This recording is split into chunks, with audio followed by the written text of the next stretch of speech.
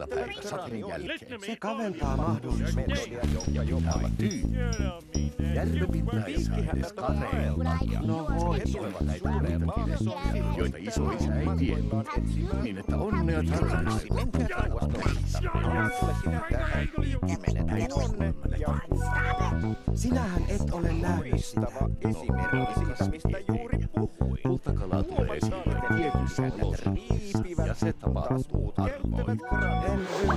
Metodia, jonka jo mainitsin. Kultakala voi nähdä ainoastaan loppukesästä. Piikkihännät ovat vaeltaneet. Tähän aikaan.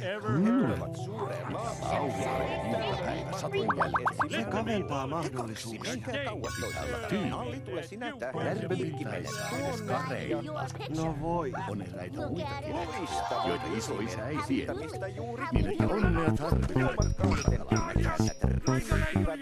taas muut käyttävät granulaimpaktusmetodia. Sinähän et ole nähnyt sitä.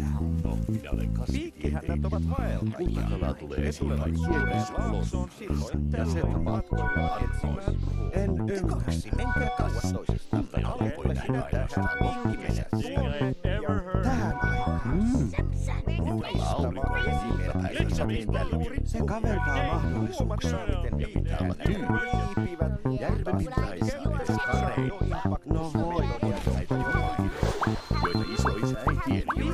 Niin että onnea tarvitaan. He tulevat suureen laaksoon silloin tällöin matkoilla Äiti, etsimään ruokaa. Te kaksi, menkää Sinähän kauas et ole toisista. Nalli, nähnyt tule sitä. sinä tähän. Minä olen Piikkimenet tuonne ja Kultakala tulee esiin vain tietyissä loistava olosuhteissa. Ja se esimerkki tapahtuu siitä, mistä juuri harvoin. puhuin. En ymmärrä. Huomatkaa, miten piikkihännät Kultakala voi nähdä ainoastaan